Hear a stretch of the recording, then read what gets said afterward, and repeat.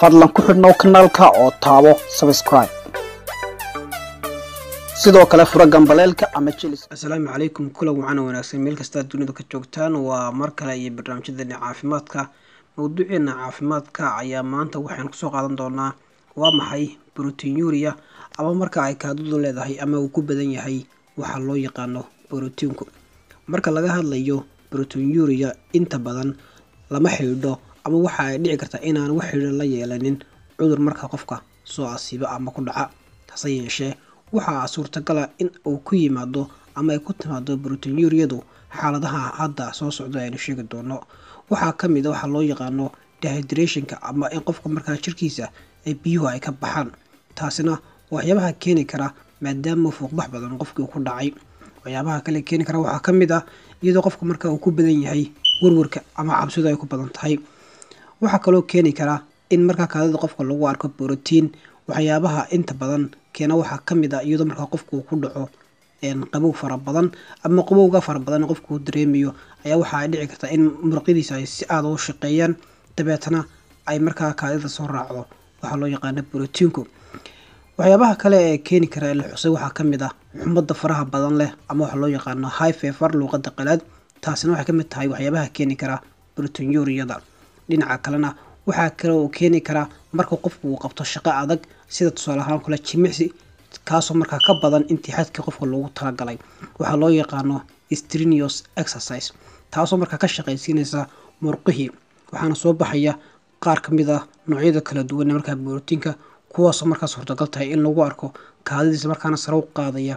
waxaa loo yaqaano borotiinka lagu arko kaadida, oo marka qofku caafimaad qabo ay dhici kartaba in aad aan lagu arag ama ay yar tahay xaddiga lagu arkayo ee borotiinka. dhinaca kalena waxyaabaha kale ee keena waxaa ka mid ah in qofka kaadidiisa lagu arko borotiinka dawooyinka qaarkood oo qofku marka uu qaato, dabeetana iyaguna sare u qaadi kara maadada loo yaqaano borotiinka oo lagu arko marka kaadida qofka. haddaba sidee ayaa lagu daweyn karaa waxa loo yaqaano proteinuriada? waxyaabaha loo daweyn karo ama siyaabaha loo daweyn karo proteinuriada inta badan waxay ku xidhan tahay qaabab kala duwan. hase yeeshee ta koowaad waxay noqonaysaa in qofku markaa uu si iskiisa isagu markaa isu daweeyo. waxyaabaha ka mid ah in hoos loo dhigo tusaale ahaan oo kale miisaanka qofka. waxaa kaloo ka mid ah in qofku uu sameeyo jimicsi, hase ahaatee jimicsigaas uu noqdo mid xadidan oo markaa aan aada u badnayn, maadaama uu keenayo jimicsiga xad-dhaafka ama waxa loo yaqaano exercise-ku in markaa kaadida lagu arka borotiin. waxyaabaha kale ee markaa lagu daweyn kara waxaa ka mid ah waxaynu ku jirnaa life styleka ama qaab nololeedka qofka siduu bedelayay, in qofku uu joojiyo waxa loo yaqaano sigaarka ama sigaar cabista hadduu yahay markaa qof sigaarka caba. intaa marka laga yimaado, haddii markaa qofku uu weli isku sii arkayo in kaadidiisa ku jira borotiinku, waxyaabaha uu sameyn kara waxaa ka mid ah islamarkaana lagu garan karo in qofka markaa uu kaadi leeyahay, islamarkaana lagu garan karo in qofka markaa kaadidiisa ay ku jiro borotiinku in lagu arko xumbo, qaasatan marka kaadida tusaale ahaan oo kale qofku uu maydhayo tusaale ahaan oo kale, ama marka uu biyaha raacinayo suuliga oo kale.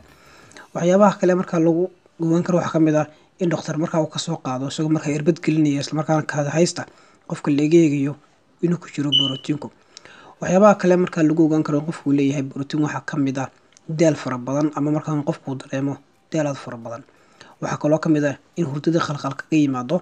waxaa kaloo ka mid ah waxaa loo yaqaano yilaaliyada ama lalabada iyo sidoo kale mataka.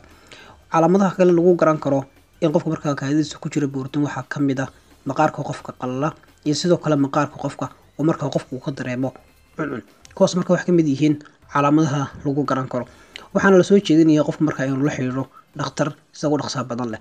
hase ahaatee waxyaabaha kale la soo jeedinaya waxaa ka mid ah haddii qofku isku arko in markaa ay gacmihii iyo lugihii iyo markaa ubucdii iyo wejigii oo kale ay markaa ay barar sameeyaan, iyo sidoo kale in qofka ay markaa neeftu qabanayso oo kale, in markaa qofku dhakhtar sida u dhaqsaha badan leh uu markaa ula xiriiro isagoo markaa aan ka daahaynin, maadaama xaaladda qofku ay markaa sii cuslaan karto. marka inahaas ayaan jeclay inaan kusoo koobo waxaa loo yaqaano proteinuriada oo inta badan dadka qaarkood ama dadka Soomaalidu ay waayadii dambe ay isku arkayeen. waa ku mahadsantihiin dhageysigiina.